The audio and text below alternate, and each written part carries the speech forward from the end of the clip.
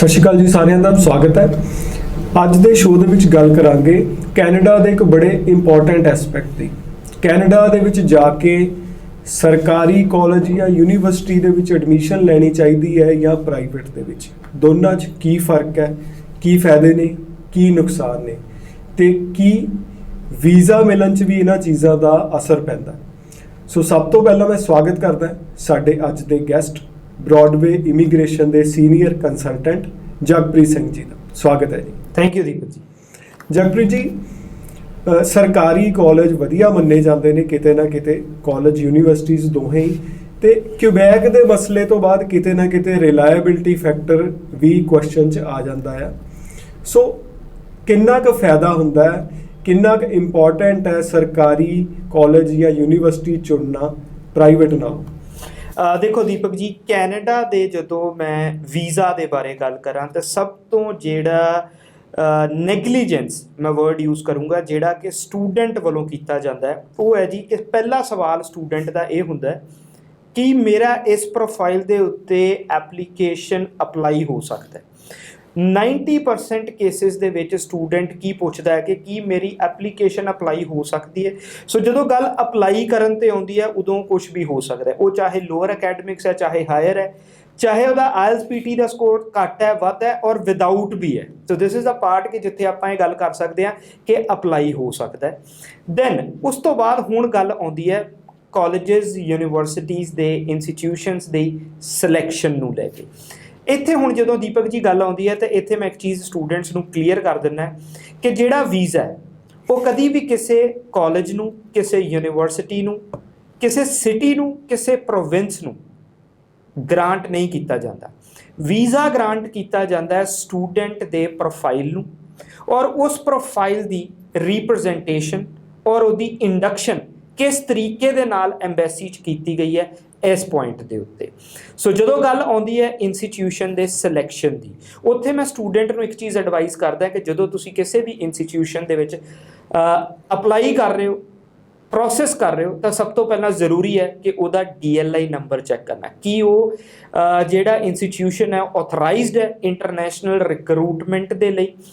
उस तो बाद हुण वो कॉलेज प्राइवेट है या वो गवर्नमेंट फंडिड है, ਇਹ ਜ਼ਿਆਦਾ ਇੰਪੈਕਟ ਨਹੀਂ ਪਾ ਸਕਦਾ ਤੁਹਾਡੇ ਪ੍ਰੋਫਾਈਲ ਦੇ ਉੱਤੇ।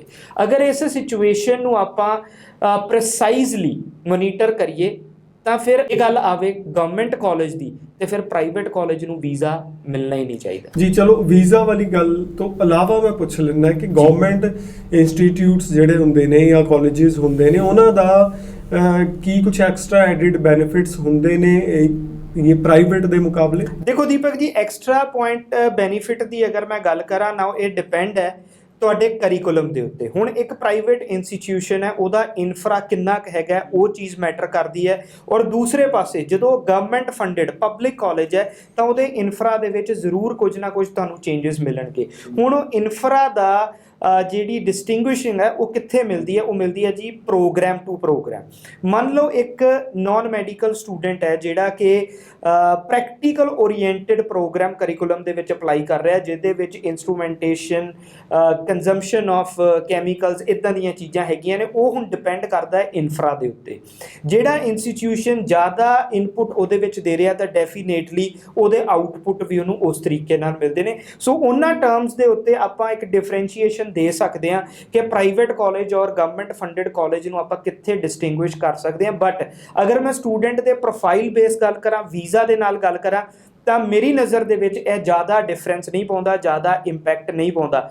ਗੱਲ ਆਉਂਦੀ ਹੈ ਕਿ ਉਸ ਐਪਲੀਕੇਸ਼ਨ ਨੂੰ ਪ੍ਰੋਸੈਸ ਕਿੱਦਾਂ ਕੀਤਾ ਗਿਆ, ਜਿਹੜੇ ਪੁਆਇੰਟਸ ਬੇਸਿਕਲੀ ਨੋਟ ਕਰਨ ਵਾਲੇ ਹੁੰਦੇ ਆ।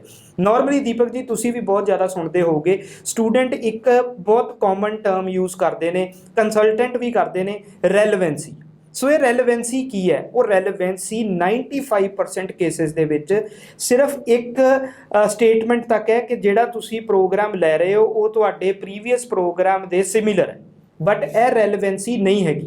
कंप्लीट रेलेवेंसी नूं तुसीं समझण दी कोशिश करोगे तो उहदे च 3-4 पॉइंट आउंदे है, जिहदे विच सब तो पहला है कि तुहाडा प्रोग्राम जिहड़ा है वो अकैडमिकली सिमिलर ट्रेड का होना चाहिए, जिहड़ा कि 95% केसिस दे विच डिटरमिन किया जाता है। इस तो बाद वो प्रोग्राम अपग्रेडेड होना चाहिए। दैट मीनस कि तुसीं प्रीवियस अकैडमिक्स नूं जदों नैक्सट ਇੰਟੈਂਡਡ ਪ੍ਰੋਗਰਾਮ ਦੇ ਵਿੱਚ ਪ੍ਰੋਸੀਡ ਕਰ ਰਹੇ ਹੋ ਤਾਂ ਉਹਦੇ 'ਚ ਉਹ ਪ੍ਰੋਗਰਾਮ ਪ੍ਰਮੋਟ ਹੋਣਾ ਚਾਹੀਦਾ, ਯਾਨੀ ਕਿ ਉਹਦਾ ਇੱਕ ਲੈਵਲ ਐਡਵਾਂਸ ਹੋਣਾ ਚਾਹੀਦਾ।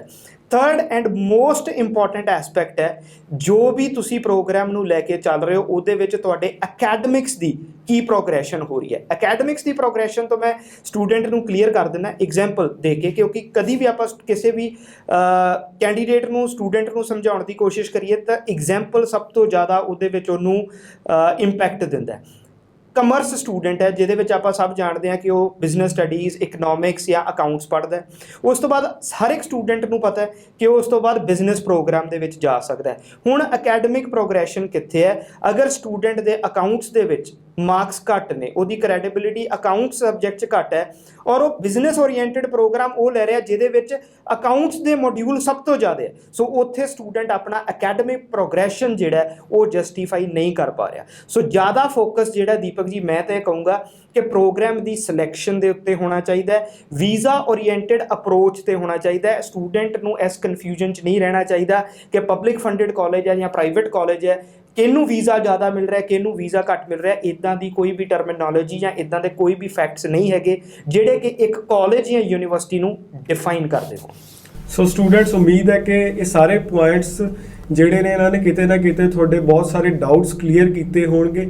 ਤੁਹਾਨੂੰ ਕਲੈਰਿਟੀ ਹੋਣੀ ਚਾਹੀਦੀ ਹੈ ਤੁਸੀਂ ਕੀ ਚਾਹੁੰਦੇ ਹੋ, ਕਿਹੜਾ ਕੋਰਸ ਤੁਸੀਂ ਸਿਲੈਕਟ ਕਰਨਾ ਹੈ, ਇੰਸਟੀਚਿਊਟ ਤੋਂ ਤੁਹਾਡੀ ਰਿਕੁਆਇਰਮੈਂਟ ਕੀ ਹੈ।